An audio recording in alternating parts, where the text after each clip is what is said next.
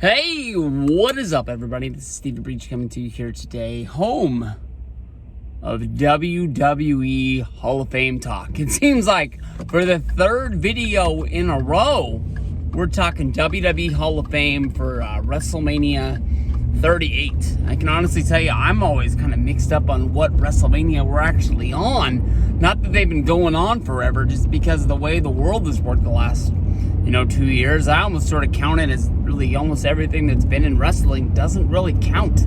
But 36 was done at the Performance Center. 37 was in Tampa. So yeah, this is 38 coming to us live from Dallas.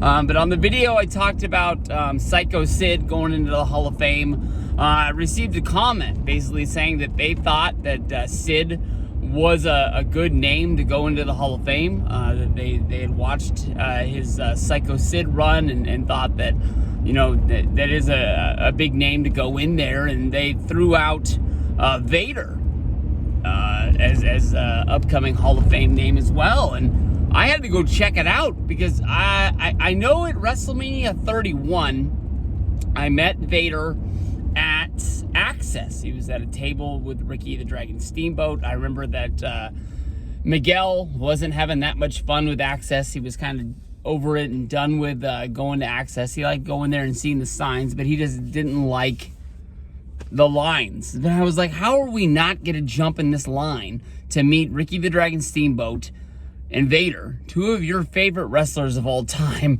when if you want to wait 2 days and go to WrestleCon, you're easily looking at $100 to meet both those guys. Probably $50 a piece at the least. We're just gonna knock them out right now. The line basically has 30 people in them.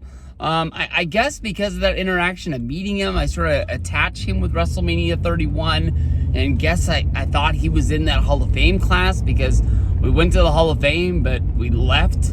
I think we left in the middle of somebody's speech, honestly, to head over to the WrestleCon deal. But if anybody deserves to go into the Hall of Fame, Vader, to me, honestly, is not a main event name to go in. He's not going to be a marquee name that, sells tickets and things like that. But Vader was a huge name in his time.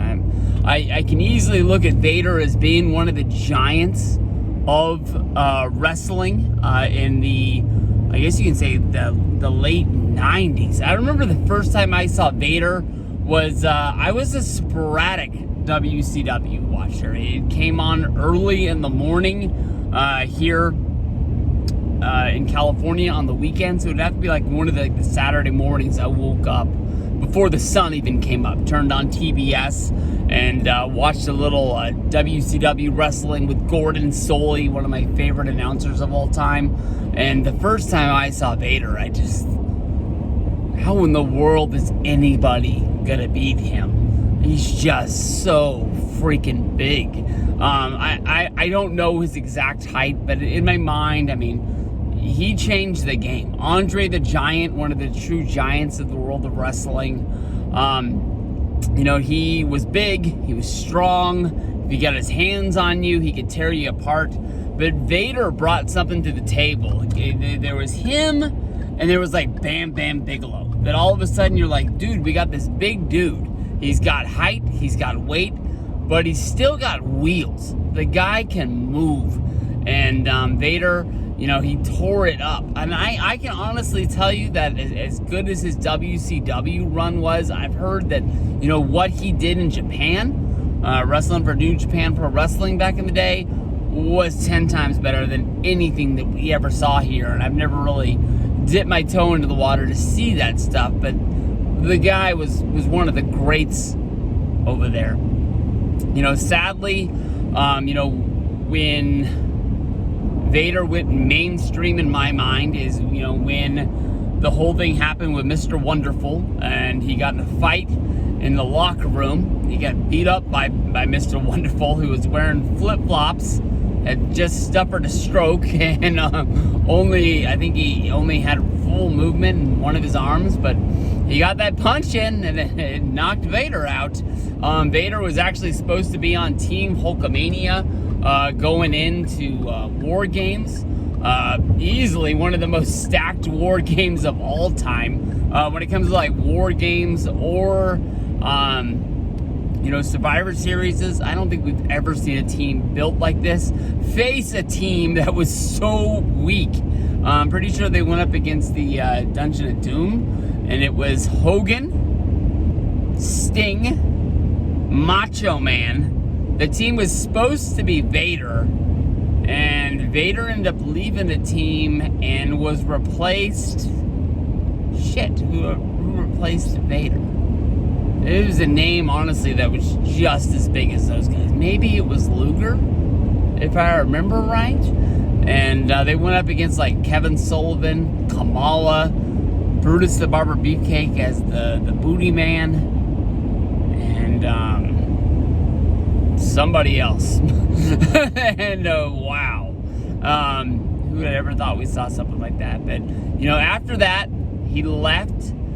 He signed a deal to go wrestle for Vince, and I think Vince was going to make him, the main guy. He couldn't believe that I actually stole Vader from WCW, was able to make him come over. And it was the arrogant, it was the, craving the spotlight, Shawn Michaels. You go back, you watch their SummerSlam match. It was a good match, but Shawn Michaels threw a temper tantrum in the middle of the ring that he thought Vader messed something up in their match, and it wasn't as good as it could have been. I think Vader ended up getting a rematch where he got beat pretty easy by Shawn, and then the writing on the wall was over, and he was on the slide. Then they go over on a tour of Iraq. Vader ends up getting arrested. They end up trying to turn it into an angle where Vader becomes one of the most talked about hot wrestlers that there's been in a long time in the WWF, and I can't remember how they killed that angle off, but it was one of those things that blurred reality and wrestling, and you're like, okay, I know that this wrestling stuff is fake, but this is real.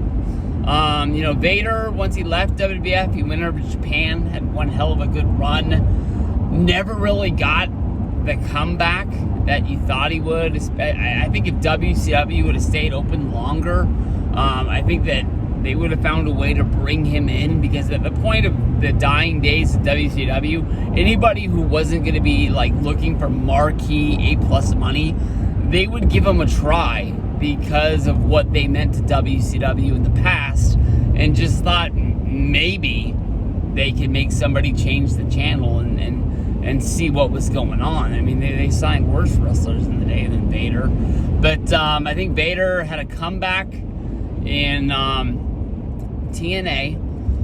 Didn't last long. I can remember one time when Vader made a comeback, I think before a Cyber Sunday or a Taboo Tuesday, where he was going to be in the corner of the coaches. The coach is going to be in his corner when he went up against Stone Cold Steve Austin, who ended up getting replaced, I think, by Batista. And when Vader came down to the ring, he was supposed to look all intimidating. He had bad gear on, for one. And when he got out of the ring, he fell down. And I think that that was something Vince saw and just used it against him, and he was like, no one's gonna believe this guy.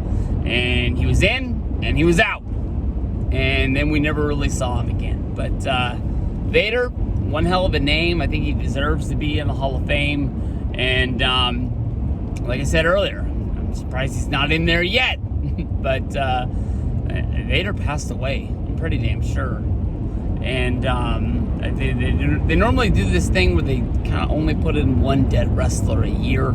I think because they just don't want that much sadness cast upon, the Hall of Fame. Even though I'm pretty sure Vader died of natural causes. Nobody really revolves it around drugs or anything like that. Everybody's run has to come to an end, and when you're built the way that Vader was, that big,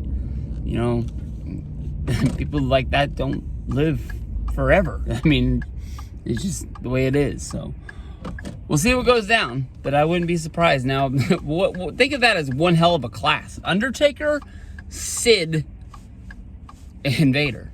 Wow.